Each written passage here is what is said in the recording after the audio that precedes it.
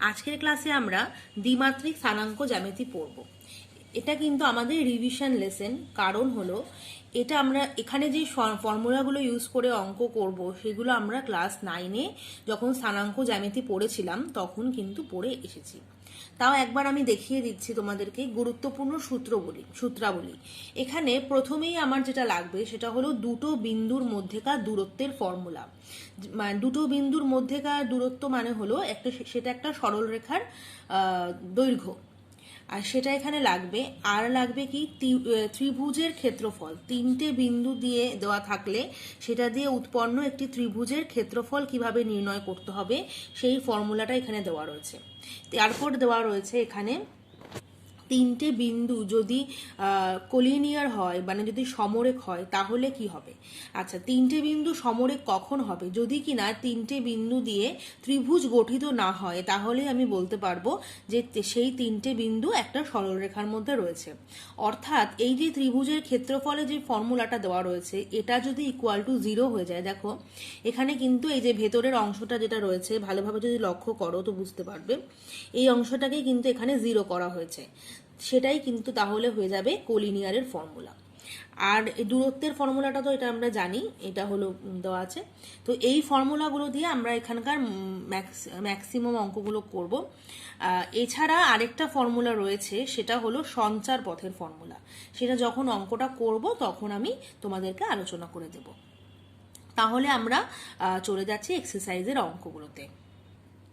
প্রথমে অতি সংক্ষিপ্ত প্রশ্ন দিয়ে আমি শুরু করব। তো একদম ফার্স্ট অঙ্কটা দেখো, দেওয়া রয়েছে ABCD আয়তক্ষেত্রের বাহুগুলি স্থানাঙ্ক অক্ষ দুটির সমান্তরাল। বি ও ডি শীর্ষবিন্দু স্থানাঙ্ক যথাক্রমে 7,3 ও 2,6 হলে এ ও সি শীর্ষ দুটি স্থানাঙ্ক নির্ণয় করো। যেহেতু এটাকে বলা হয়েছে যে এই আয়তক্ষেত্রটি স্থানাঙ্ক অক্ষদ্বয়ের সমান্তরাল, তো দেখো আমি এখানে এঁকে নিয়েছি, এটা আমার এক্স অ্যাক্সিস, এটা ওয়াই অ্যাক্সিস, আর এটা হলো আমাদের মূলবিন্দু ও। এবার এই আয়তক্ষেত্রটা হলো ABCD। ABCD এখানে ডি বিন্দু স্থানাঙ্ক বলে দিয়েছে 2,6 আর বি বিন্দু স্থানাঙ্ক বলে দিয়েছে 7,3। তাহলে বি বিন্দু স্থানাঙ্ক 7,3 মানে কি? মানে হলো এক্স অক্ষের স্থানাঙ্ক হলো আমার 7 আর ওয়াই অক্ষের স্থানাঙ্ক হলো আমার কত? 3। এবার যেহেতু তোমার এ শীর্ষ বিন্দুটি এই বি বিন্দুটির সাথে একই সরলরেখায় রয়েছে, তাহলে এই বিন্দুটিরও এই বি এর মতনই এক্স অক্ষ থেকে দূরত্বটা সেম হবে। তাহলে আমরা এখানে দেখো বলতেই পারি যে এর ক্ষেত্রেও আমার ওয়াই অক্ষের স্থানাঙ্ক কত হবে? 3। এক্স ওয়াই অক্ষের স্থানাঙ্ক মানেই সেটা হলো এক্স অক্ষ থেকে ওই বিন্দুটির মানে দূরত্ব, যেটা কিনা ওয়াই অক্ষের স্থানাঙ্ক। আর ডি বিন্দু স্থানাঙ্কটা তাহলে কেমন হবে? ডি বিন্দু স্থানাঙ্ক বলেছে 2,6। আবার দেখো এই বিন্দুটা আমাদের এই ডির সাথেও এই সরলরেখাতে রয়েছে, তাহলে এদিকে থাকার জন্য আমরা এখানে বলতে পারবো এ বিন্দুটির এক্স এর যে স্থানাঙ্ক আর ডি বিন্দুটির এক্স এর স্থানাঙ্কটা এক।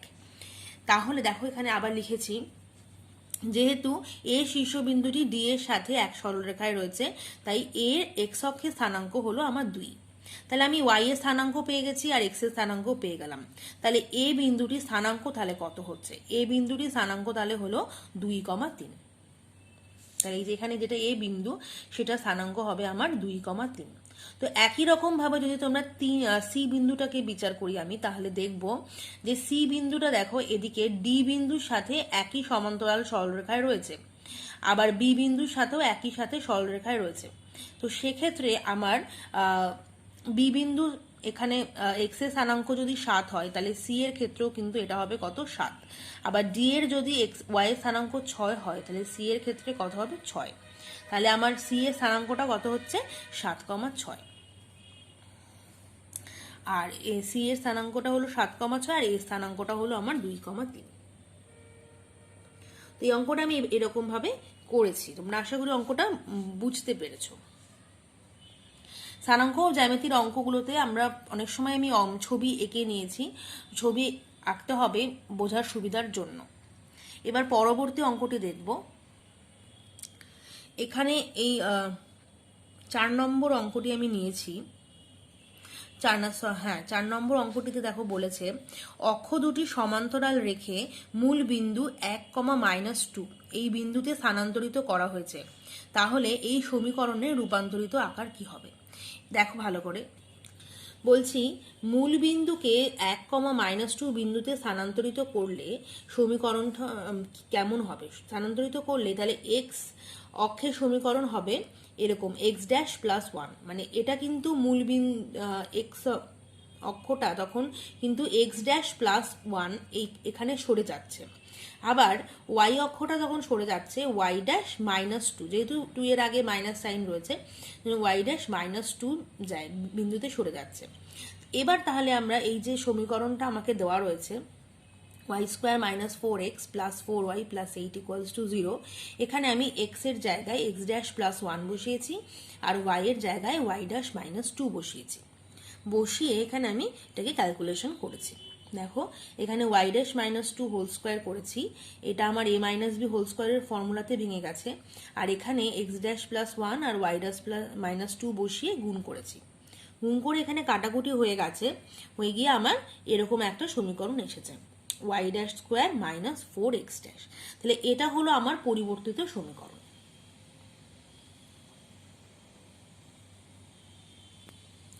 এরপরের অঙ্কটি দেখব। এরপর বলেছে 7 নম্বর অঙ্কটি বলছে যে দেখাও যে 1,1 এবং এই যে 2m² / 1 + m², 1 - m whole square / 1 + m², এই যে দুটো বিন্দু, এই বিন্দু আর এই বিন্দু, এদের বিন্দু দুটির মধ্যেকার দূরত্ব m এর মানের উপর নির্ভর করে না। তাহলে প্রথমে আমাকে দূরত্ব নির্ণয় করতে হবে। প্রথমে আমি দূরত্ব নির্ণয়ের ফর্মুলা দিয়ে এখানে দুটো বিন্দুর মধ্যেকার দূরত্ব বার করে নিয়েছি। দেখো ফর্মুলা হলো আমার x1 - x2 তার whole square plus y1 - y2 তার হোল স্কোয়ার। তো এখানে যদি আমার x1 আর y1টায় 1,1 হয় আর x2 আর y2টা এই বড় বিন্দুটি হয়, তাহলে এখানে বসিয়ে দিয়েছি 1 - 2m² / 1 + m² তার হোল স্কোয়ার। আর এখানে হলো 1 - m হোল স্কোয়ার / 1 + m² তার হোল স্কোয়ার। এবার এখানে আমি এটাকে লসাগু করেছি, লসাগু করে এটা হয়েছে 1 + m² - 2m², আর এটা হয়েছে 1 + m², আর এটাকে আমি হোল স্কোয়ারের ফর্মুলাটা ভেঙেছি, যেহেতু আগে মাইনাস সাইন ছিল সেজন্য তার সাথে সবগুলোর সাথে মাইনাস গুণ হয়ে গেছে। তাতে আমার এখানে হয়েছে -1 + 2m - m²। এবার আমি এটাকে ক্যালকুলেশন করেছি। এখানে দেখো m² থেকে 2m² বিয়োগ করার ফলে এটা হয়েছে আমার 1 - m²। এটা নিচে আছে 1 + m² তার হোল স্কোয়ার। আর এখানে হয়েছে, এখানে দুটো m² আমার কেটে গেছে আর 1টাও কেটে গেছে, শুধু পড়ে আছে আমার 2m। তাহলে এখানে হচ্ছে 2m / 1 + m² তার হোল স্কোয়ার। এবার যেহেতু দুটোরই হরটা একই রকম 1 + m² হোল স্কোয়ার, তো সেটাকে আমি লসাগু নিয়ে নিয়েছি আর ওপরে আমি এটাকে লিখেছি।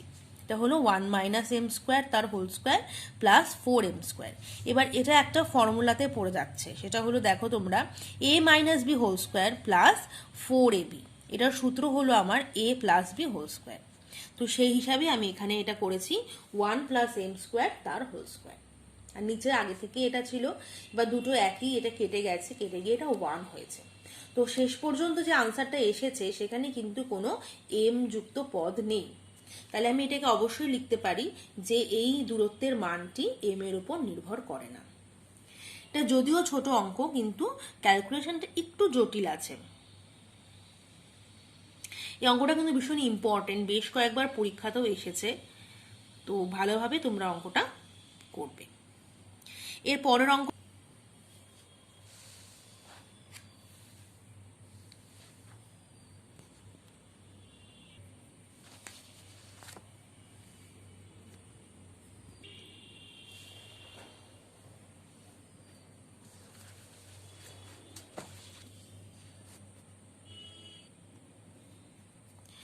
এটাকে নিয়েছি দূরত্ব, নেওয়ার পরে এবার বলেছে যে তারা সমদূরবর্তী।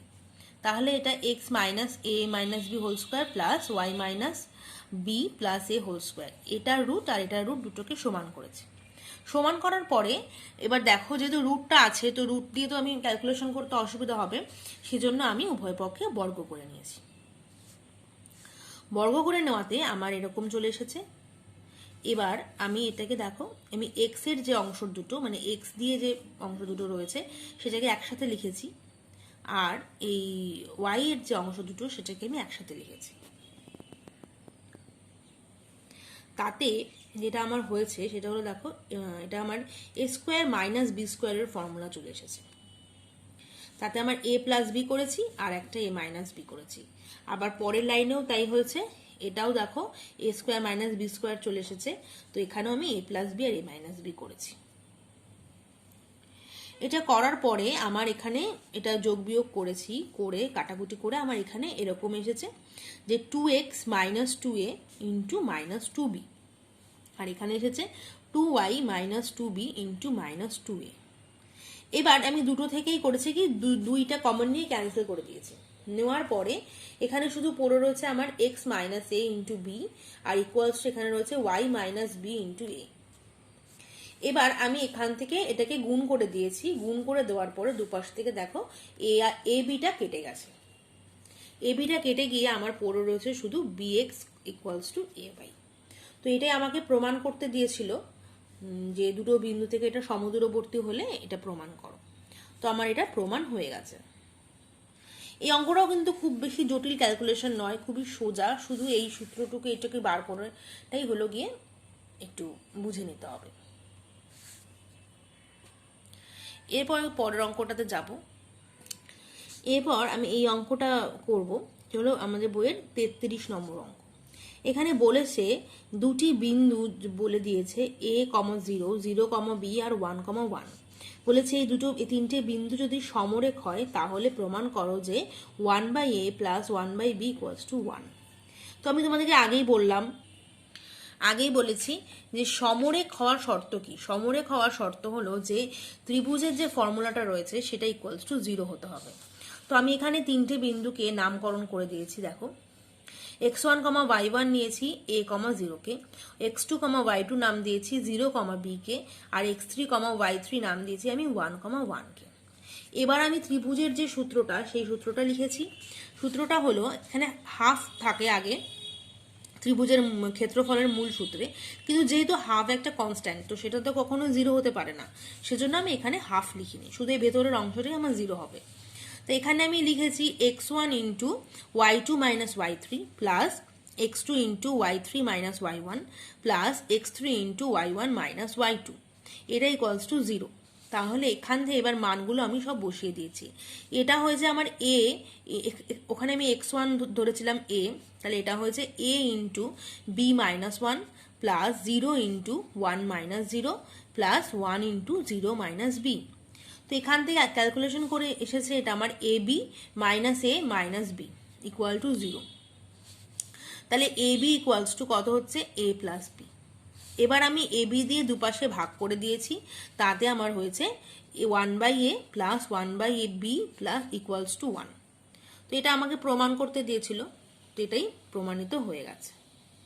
এই অঙ্কটাও কিন্তু বেশ ইম্পর্টেন্ট, বেশ কয়েকবার কিন্তু এটা পরীক্ষায় এসেছে, সমরেখ হওয়ার শর্ত। এবার আমরা একটু বড় অঙ্কে যাব। এতক্ষণ আমি ছোট ছোট অঙ্কগুলো তোমাদের দেখাচ্ছিলাম, এবার যাব সংক্ষিপ্ত উত্তরধর্মী প্রশ্নে। এটা আমাদের বইয়ে 5 নম্বর অঙ্ক। এখানে বলেছে a 0, 0, b 5, 3 আর c 3, 5 এই শীর্ষবিন্দু বিশিষ্ট ত্রিভুজের পরিকেন্দ্র ও পরিব্যাসার্ধ নির্ণয় করো। প্রথমে আমি ছবিটা এঁকেছি, তোমরা দেখতেই পাচ্ছ। এখানে আমি একটা ত্রিভুজ এঁকেছি প্রথমে এ বি সি। এবার ত্রিভুজের শীর্ষবিন্দুগুলোর নাম দিয়েছি এ বি সি। এবার এই ত্রিভুজটাকে এই একটা পরিকেন্দ্র আমি এঁকে নিয়েছি, আর ত্রিভুজের পরিকেন্দ্রের যে মানে পরিবৃত্তের যে কেন্দ্র সেটা হলো আমার পি।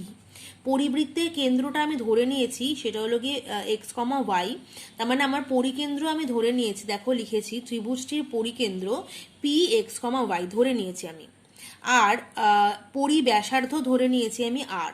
এবার দেখো, আমরা প্রত্যেকেই জানি এই যে পরিকেন্দ্র থেকে পরিকেন্দ্র জিনিসটা কি? পরিকেন্দ্র জিনিসটা হলো এই যে ত্রিভুজের যে বাহুগুলো, এগুলোকে যদি আমরা সমদ্বিখণ্ডিত করাই তাহলে তারা যেখানে গিয়ে মিলিত হবে সেটাই হলো আমার হচ্ছে। তো সেখান থেকে তো দেখো তোমরা, এটা আমার তাহলে পরিব্যাসার্ধ হচ্ছে, যে পি থেকে যদি আমি এ কে যুক্ত করি তাহলে সেটা আমার পরিব্যাসার্ধ হচ্ছে। তো পরিব্যাসার্ধ নিয়ে আমি এই পরিবৃত্তটা অঙ্কন করে নিয়েছি। এবার আমি মূল অঙ্কে যাচ্ছি। এটা হলো ছবি। এবার দেখো আমি এখানে লিখেছি এ আর ইকুয়ালস টু, এই যে AP equals to BP equals to CP, এরা প্রত্যেকেই পরিব্যাসার্ধ, আর পরিব্যাসার্ধের মান তো সমান। পরিব্যাসার্ধ তাহলে কি হচ্ছে, পি বিন্দু থেকে এই যে তিনটে বিন্দু, এদের যে দূরত্ব, এই তিনটেকে আমি বার করে নিয়েছি। প্রথমে আমি এ বিন্দু থেকে পি বিন্দুর দূরত্ব বার করেছি, দেখো X minus zero whole square plus Y minus zero whole square, এটা হয়েছে আমার root over of X square plus Y square.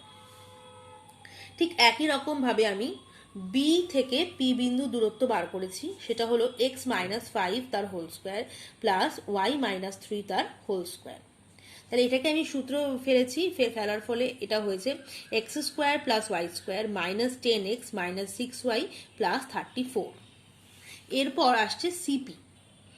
CP বিন্দু দূরত্বটা বার করে নিয়েছি, X minus three whole square plus Y minus five whole square, তার মাথায় রুট। এবার এটাকেও আমি ভেঙে নিয়েছি। এবার যেহেতু দেখো প্রত্যেকটা পরিব্যাসার্ধই তো সমান, সেজন্য আমি এগুলোকে সমান করে করে একটা করে ইকুয়েশন পেয়ে যাব। তাহলে এপি ইকুয়াল টু বিপি করেছি, সেখান থেকে দেখো এটা লিখেছি। এবার উভয় পক্ষে বর্গ করে আমি রুটটা তুলে দিয়েছি। তাহলে পড়ে আছে কি, শুধু X square plus Y square minus 6y minus 10x plus 34, এখানেও থেকেও সেটা। তাহলে এবার এখানে আমার কি হলো, এটা হয়েছে আমার 6y plus 10x equals to 34। আবার পরেরটা ক্ষেত্রেও তাই করেছি, দেখো বিপি ইকুয়ালস টু সিপি। তো বিপি যদি সিপির সাথে সমান হয় তাহলে তাদের হোল স্কোয়ারটাও সমান হবে, তাই জন্য আমি একবারেই এটা লিখে দিয়েছি। তো এখান থেকেও আমার এসেছে এরকম। এখান থেকে এসে ক্যালকুলেশন করে আমি এনেছি, দেখো 4y ইকুয়াল টু 4x, মানে এখান থেকে আমি লিখতে পারি y ইকুয়াল টু x। এখানে y ইকুয়াল টু এক্সটা আমি তাহলে আগের যে সমীকরণটা পেয়েছিলাম সেখানে বসিয়ে দিয়েছি। এই 6x প্লাস 10y যে সমীকরণটা ছিল ওখানে বসিয়েছি, বসিয়ে আমার এটা এসেছে, দেখো তোমরা 34/16, মানে 2 দিয়ে কেটেছি, তাতে আমার হয়েছে 17/8। আশা করি তোমরা একটু লেখাটা কাটাকাটি হয়ে গেছে, তোমরা বুঝতে পারছো এটা হচ্ছে 17/8। তাহলে x এর মান 17/8 হলে y এর মানও আমার 17/8। তাহলে পরিকেন্দ্র কত হচ্ছে, তাহলে পরিকেন্দ্র আমি নিয়েছিলাম x, y, তাহলে পরিকেন্দ্র আমার হলো 17/8, 17/8। তাহলে পরিব্যাসার্ধের মানটা কত হবে, ওই যে তিনটে মান বার করেছিলাম তার মধ্যে যে কোনো একটাতে আমি মানটা বসিয়ে দিতে পারি। তো আমি প্রথমটাতেই বসালাম, যেটা কিনা X square plus Y square রয়েছে, ওখানে আমি বসিয়েছি, বসিয়ে আমার এটা এসেছে 17√2/8। তাহলে এটা আমার পরিকেন্দ্রও পেয়ে গেছি, পরিব্যাসার্ধও পেয়ে গেছি। এই অঙ্কটা কিন্তু একটু বড় অঙ্ক, তো অঙ্কটাতে তো দেখে বুঝতেই পারছো তোমরা, খুব বেশি কিছুই নেই, শুধু দূরত্ব বার করে সেটাকে সমান করে করে ইকুয়েশন তৈরি করে অঙ্কটা করতে হবে। এবার একটু পরের অঙ্কটাতে যাব। এরপর আসছি আমি 16 নম্বর অঙ্কতে।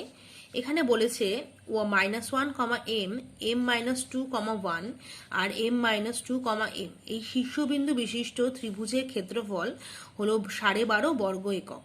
তাহলে m এর মান নির্ণয় করো। তো প্রথমে আমি এই বিন্দুগুলোর নামকরণ করে দিয়েছি, এটাকে x1, y1, এটাকে x2, y2 আর এটাকে x3, y3 নাম দিয়ে দিয়েছি। এবার আমি ত্রিভুজের ক্ষেত্রফলের ফর্মুলা লিখেছি, সেটা হলো half into x1 into y2 minus y3 plus x2 into y3 minus y1 plus x3 into y1 minus y2 equal to 12.5 বলে দেওয়া আছে। তাহলে এবার এখানে প্রত্যেকটার মান বসিয়ে দিয়েছি। এখানে দেখো এটা হাফ বসিয়েছি, হাফ তো আগে থেকেই ছিল। এখানে বসিয়ে দিয়েছি -1 into 1 minus M plus m-2 into m minus M plus m-2 into m-1, আর এখানে এটা ক্যালকুলেশন করে হয়েছে 25/2। পরবর্তী লাইনে এই অংশটা তো আমাদের 0 হয়ে যাচ্ছে, যেহেতু m-m 0, তো এটাকে আর লিখিনি। তো এখানে আমি -1 দিয়ে গুণ করবো এটাকে, আর এটাকে m-2 দিয়ে গুণ করব। আর এখানে হাফের এই 2 আর 25/2 এর যে 2 ছিল, দুটোকে আমি কেটে দিয়েছি। দেওয়ার পরে এখানে আমি ক্যালকুলেশন করে আমার এসেছে এরকম, দেখো তোমরা, m² - 2m + 1 তার ইকুয়াল টু 25। তো এটাকে আমি মিডিল টার্ম ব্রেক করেও করতে পারতাম, কিন্তু আমি এটাকে হোল স্কোয়ারের ফর্মুলা দিয়ে করেছি। দেখো তোমরা, m-1 হোল স্কোয়ার নিয়েছি ইকুয়ালস টু 25, তাহলে m-1 ইকুয়াল টু কত হবে? +-5। তো কারণ যে কোনো হোল স্কোয়ার থেকে রুট করলেই সেটাকে আমার প্লাস মাইনাস সাইন কিন্তু আমাকে দিতেই হবে। তো একবার আমি +5 নিয়ে ক্যালকুলেশন করে m = 6 আনলাম, আর একবার -5 নিয়ে ক্যালকুলেশন করে m = -4 এনেছি। এটা তোমরা মিডল টার্ম ব্রেক করেও করতে পারো, কোনো অসুবিধা নেই, কিন্তু আমি এটাকে এরকমভাবে করলাম। তো তোমরা দেখে নাও অঙ্কটা, এই অঙ্কটাও কিন্তু বেশ কয়েকবার এসেছে পরীক্ষায়। এগুলো ভীষণ ইম্পর্টেন্ট অঙ্ক, আর আমি বেছে বেছে একটু করাচ্ছি যেহেতু চ্যাপ্টারে প্রচুর অঙ্ক রয়েছে। তো তোমরা কিন্তু এগুলোর সাথে সাথে অবশ্যই যেগুলো এক্সাম্পলে দেওয়া রয়েছে সেই অঙ্কগুলো খুব ভালোভাবে করবে। এরপর একটু পরের অঙ্কটা দেখব। এবার আমরা করব এই অঙ্কটা, 30 নম্বর অঙ্ক।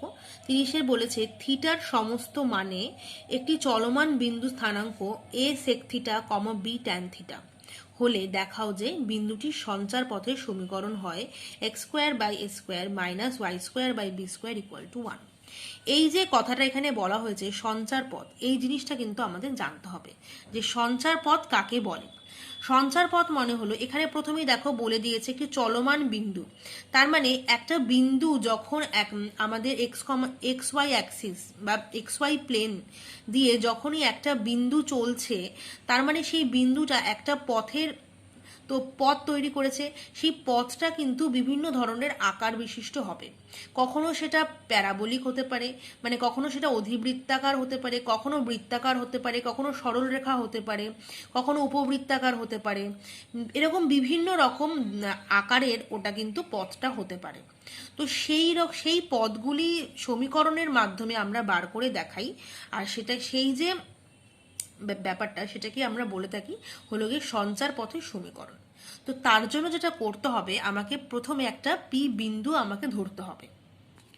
দেখো এখানে লিখেছি, মনে করি পি একটি চলমান বিন্দুর ওপর যে কোনো বিন্দু।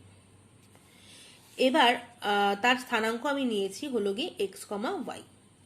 তাহলে প্রশ্নানুযায়ী আমাকে এখানে পি বিন্দু স্থানাঙ্ক বলেই দিয়ে, মানে চলমান বিন্দুটি স্থানাঙ্ক বলে দিয়েছিল a sec theta, b tan theta. তাহলে ওই স্থানাঙ্ক যদি আমি ওটাকে x, y ধরে নিই, তাহলে আমি লিখতেই পারবো যে x = a sec থিটা আর y = b tan থিটা। তাহলে সেখান থেকে আমি লিখতে পারি কি x/a = sec থিটা আর y/b = tan থিটা। এবার এই সেক আর ট্যান থেকে আমার উদ্দেশ্যটা থাকবে থিটাটাকে এলিমিনেট করানো। বা এরকম সঞ্চার পথের অঙ্কে আমরা চেষ্টা করব যেই প্যারামিটারটাই থাকুক না কেন সেটাকে আমরা এলিমিনেট করার চেষ্টা করব। তো এখানে আমরা জানতাম একটা অভেদ আছে যে sec² থিটা - tan² থিটা = 1। তো সেই ক্ষেত্রে আমি এটাকে বার করেছি যে, তাহলে আমি sec² এর মানটা বসিয়েছি আর tan² এর মানটা বসিয়েছি। তাহলে আমার এসেছে দেখো x² - y² - b² = 1। তো এটাই আমাকে বলা ছিল। তো সঞ্চার পথের সমীকরণ আমরা এরকম ভাবে নির্ণয় করব। আজকের ক্লাসে আমি এই অবধিই করালাম। পরের দিনের ক্লাসে আমি বাকি যে অঙ্কগুলো রয়েছে সেগুলোকে চেষ্টা করব করানোর। আশা করি তোমরা বুঝতে পেরেছো। বাকি অঙ্কগুলো কিন্তু তোমরা অবশ্যই প্র্যাকটিস করবে।